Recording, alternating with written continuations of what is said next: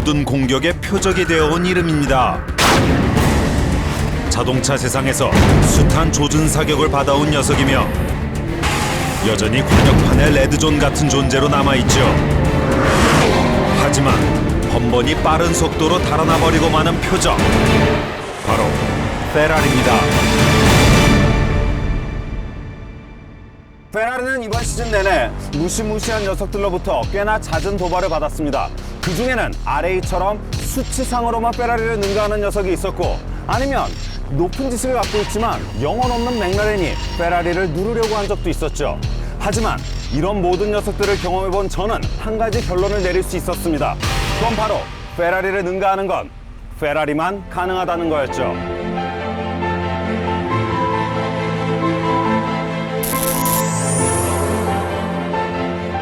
이 녀석이야말로 표적을 정확히 겨냥하고 나온 녀석. 독보적인 1위, 페라리의 전작을 위협할 존재가 분명하죠. 이건 페라리가 내놓은 신작, 페라리 F12 베를리네타입니다.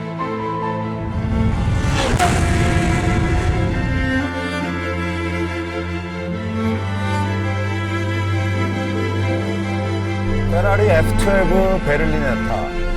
사실상 이 녀석은 페라리의 기함입니다. 플래그십 모델이라고 할 수 있죠. 물론 스페셜룩, 엔조나, 이번에 새로 출시한 라페라리 같은 녀석이 있지만 우리가 일반적으로 알 수 있는 페라리 모델 중에서는 이 녀석이 최고 기함이라고 할 수 있죠. 자, 6200cc에 740마력. 세계 최고의 스포츠카라고 해도 손색 없는 그런 수치를 자랑하고 있죠.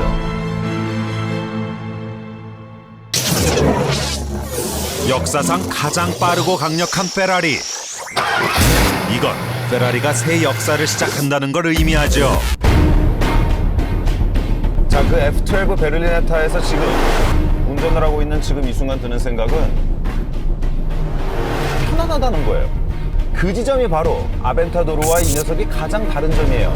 이 람보르기니 아벤타도르는 정말 스피드에 목마른, 뭔가 이 총알 같은 그 느낌에 목마른 사람들을 위한, 속도 매니아를 위한 작품이라고 한다면 이 F12는 속도도 중요하지만 그보다 뭔가 편안하고 럭셔리하고, 그리고 속도가 필요할 때 그만큼 속도를 내주는 제 스타일이에요. 자, 지금 이렇게 천천히 계속 달리다 보면 그런 생각도 들어요. 우리 할머니도 운전하겠다.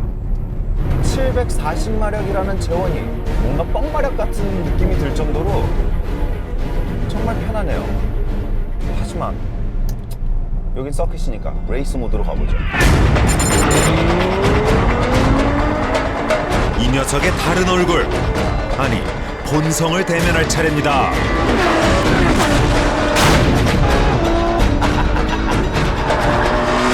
자, 제 발끝에 740마력이 숨쉬고 있습니다. 우와!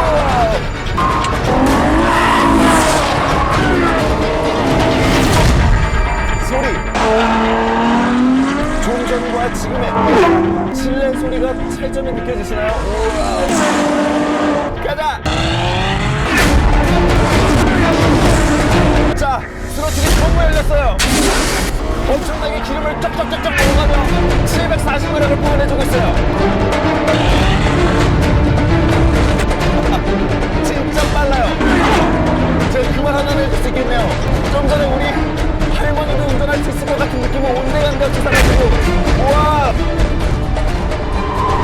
자, 그리고 이 녀석은 프론트 범퍼 양쪽 끝을 보면 고속대는 덮여있지만 이렇게 서킷에서 극한 주행을 해서 브레이크 온도가 올라가면 자동으로 이 덕트가 열리면서 브레이크 냉각에 굉장히 많은 도움을 주죠.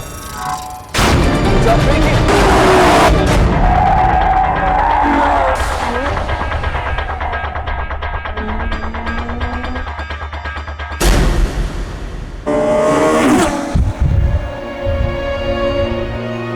결국 이 녀석은 편안함에 관한 이야기를 해오는 겁니다. 세상에 빠른 차들은 많지만 이건 가장 빠르고 가장 편안한 녀석이며 인간에 대한 포용까지 보여주는 녀석이죠. 얼마 전에 그 제네시스 쿠페를 520마력으로 만들었었는데 그 녀석보다 이 녀석이 200마력이나 더 높지만 다루기가 더 쉽습니다. 균형, 운전을 편하게 함과 동시에 남들보다 빨리 갈 수 있게 만드는 그 균형을 제대로 잡아냈어요. 정말 대단해요.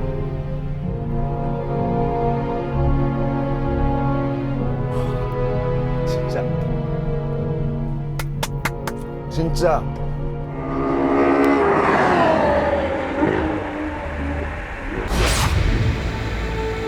자, 보시다시피 이 녀석에게는 눈에 띄는 윙이나 스포일러가 없습니다. 하지만 이 디자인은 공기역학의 결정체라고 할 수 있습니다. 단적인 예로 이 녀석의 후드 양옆에는 구멍이 뚫려져 있는데 이 구멍을 페라리에서는 에어로 브릿지라고 부릅니다. 손을 넣어보면 손이 통과될 정도로 굉장히 큰 구멍이죠. 자, 이 구멍은 단순히 멋이 아니라 바람을 통하게 해주는 하나의 길입니다. 아름다움을 해치는 그 어떤 장치도 달지 않았죠. 다만 바람을 추진 채로 만들었습니다. 이 녀석의 모든 선은 최적의 에어로 브릿지를 완성시켰고 이 아름다움은 바로 힘으로 이어집니다. 200km의 속도에서 123kg의 다운포스를 만들어내는데 그 다운포스를 얻어내기 위해 200km에 도달하는 시간은 단 8.5초에 불과합니다. 우리가 보통 중형 세단이 100km까지 가는데 한 9초 정도가 걸리거든요.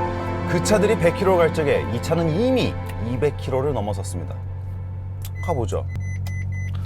모든 전자장비 다 껐죠. 자, 한번 제가 정신을 똑바로 차려보죠. 자, 제로 100에 3.1초, 제로 200이 8.5초거든요. 제가 100km와 200km에서 속도계를 보고 있다가 불러드리겠습니다.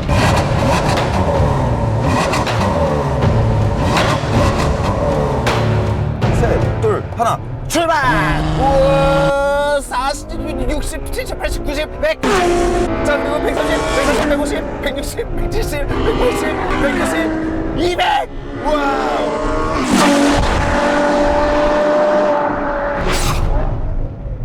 언제 200 갔지? 200km에 도달하는 건 놀랍지도 않은 일이었죠. 에어로다이나믹은 이 수치보다 더 경이로운 성능으로 연결되니까요.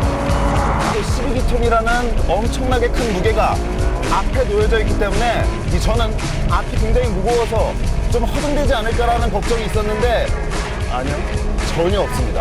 이 스티어링 휠이 얼마나 예리하냐면 무슨 칼 같아요. 칼로 뭘 베어내는 느낌이에요. 정말 예리한 칼로 무언가 물체를 한 방에 쓸어내는 것 같은 스티어링의 느낌을 가지고 있어요. 정말 브레이킹을 할 적에도 자, 브레이킹! 앞에 속도가 통째로 낮아지는 이 느낌.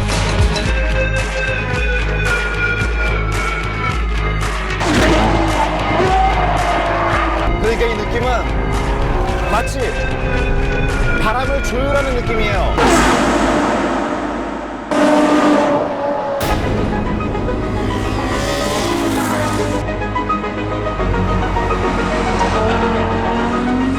우리가 흔히 앞으로 나아가면서 공기 저항을 만나게 됩니다.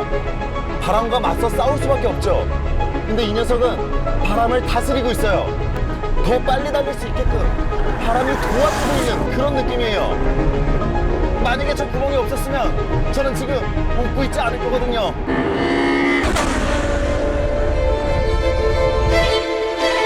자연스럽고 아름답죠. 또 어디서도 본 적 없는 독창적인 선의 흐름을 가졌습니다. 이 선의 예술이 바람길, 힘, 균형, 그리고 속도를 완성시켰습니다.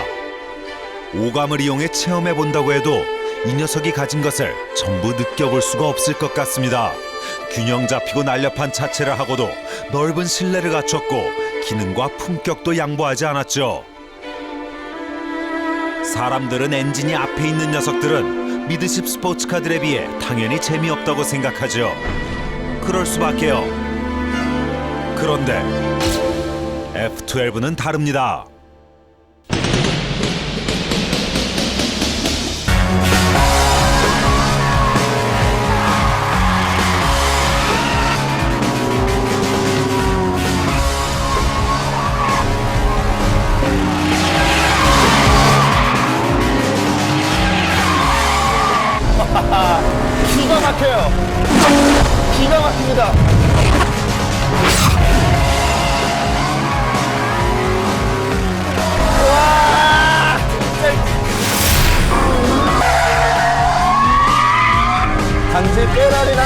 안으로 좀 더 거칠게 몰고 있는데,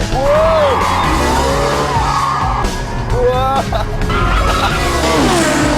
아무래도 앞이 무거우니 미드십 구조에 비해서는 뭐 많이 앞이 밀릴 수밖에 없겠죠. 그래서 458보다 조금 더 언더스티어 성향이 강하긴 합니다만 458보다 재밌습니다. 이 차는 거기에 그거보다 더 빠르고 더 짜릿한 재미를 안겨준다고요. 마치 740마력? 별거 아니네 라는 생각이 들 정도예요. 너무 극찬만 했네요. 전 이 녀석을 파워 테스트하는 중이고 의무적으로 반드시 단점을 찾아야 합니다. 마음에 안 드는 거, 마음에 안 드는 게 없어요. 이 송풍구? 단점을 찾았으니 이제 결론을 내려야 할 시간이고 제 결론은 바로 이겁니다. 페라리를 능가할 수 있는 녀석은 페라리에서 만들 수 있어요. 바로 그 지점이 문제입니다. 이 페라리는 앞으로 이 녀석의 후속 모델도 만들어야 되거든요. 저는 정말 심각하게 페라리가 걱정될 정도예요. 아니, 어떻게 수년 내에 이보다 더 진화한 녀석을 만들 수 있는 거죠? 이 녀석이 이렇게 훌륭한데